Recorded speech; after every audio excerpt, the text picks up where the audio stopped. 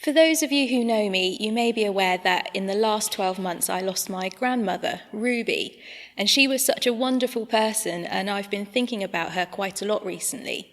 And that's probably because I know it would have been her birthday coming up around April time. And as many of you will be aware with your own relationships with your grandparents, it is a very special bond.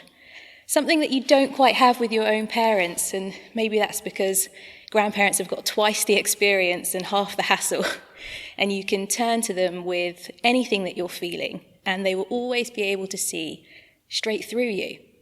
No matter what you're feeling, you can't cover anything up. At least that's what it was like with Ruby. I would come into her house and I could have the biggest smile on my face, and she would say, "How are you doing?" And I would try and keep that smile, but she would always know. And it's not like we would always talk about it, although I know that we could do. Sometimes we might just sit in silence watching Coronation Street. Maybe we would have a cup of tea and just sort of crumble on our biscuits. But even just being with each other, I always knew that I could be myself with her. And I think that's so important because a lot of times in our lives, we can feel misunderstood. And it's always important to have a person, a place, a space where you can be yourself. And then I think about Jesus and how misunderstood he was. He had 12 best friends and they barely got him half the time. Jesus, why are you healing this person? Why are you going over to the desert to rest and retreat? Jesus, why are you walking on water? These people just never let up. They were always questioning him. But yet, Jesus never got defensive about it. That's because he was just so clear on what his mission was all about. Okay, I always joke. Jesus was a nice guy. It's something that we're brought up with. We know that instinctively. But it's more than that. He was straightforward, straight up, and decent. And that's because he kept his life pretty linear, pretty simple. He was here to do big things, commissioned by God to do amazing things. So he didn't fill up his life with clutter or complications. No, he approached every day looking for an opportunity to complete his mission, and he got closer every day. And I think that's something that we can all look into and take inspiration from. The fact that his mission and his values and his behaviour, it all aligned. And so it didn't really matter what his friends were thinking about him. It didn't really matter that at times he felt misunderstood, because he just would connect with God, had that greater purpose. Now, when I'm misunderstood, this goes into overdrive. I talk too much, get a little bit frustrated, maybe get a little bit defensive, maybe even a little bit angry.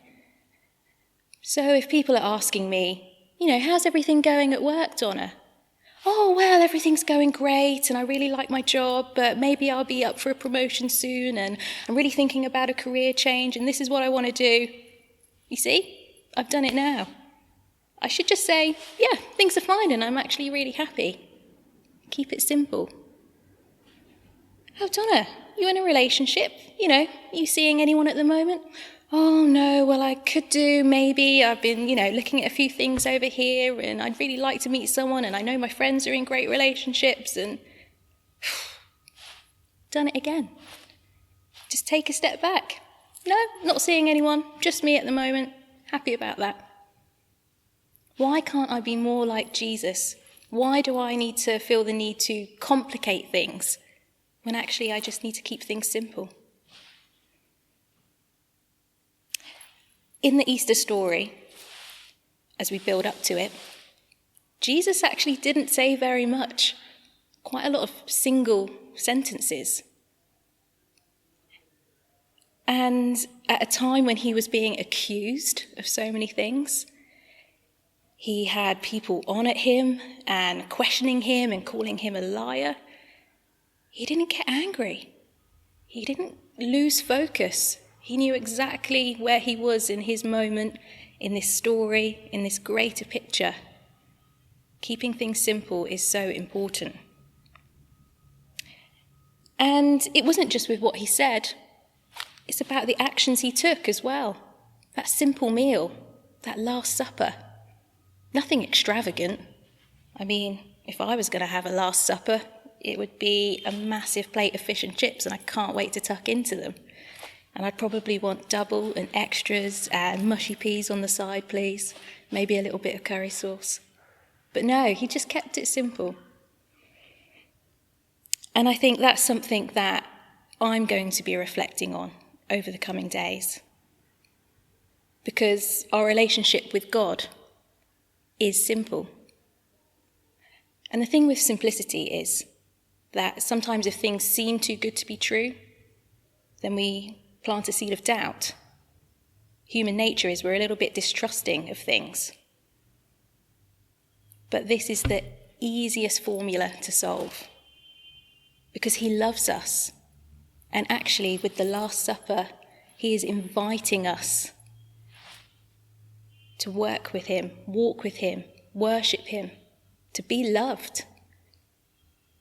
And we just need to trust that. We don't need to put any terms and conditions in the way, and he definitely doesn't put terms and conditions to us. So my encouragement to you is, over the next few days, think about how simple God's love is. Think about the act of Jesus dying on the cross. All of that pain, and yet how much he loves us. And if that makes you feel a little bit vulnerable, like it makes me feel a little bit vulnerable, that's okay, because it's in that space of vulnerability where our faith can start to thrive. It's where our faith can start to grow. And that's something which I'll be taking with me. And maybe over the Easter break as well, I'll be reflecting on my loved ones, like Ruby. And I know that she would be encouraging me, telling me it's okay to feel a little bit misunderstood, but just keep your eyes on the prize. Keep your eyes on God. The love is simple, and if it's good enough for her, it's definitely good enough for me.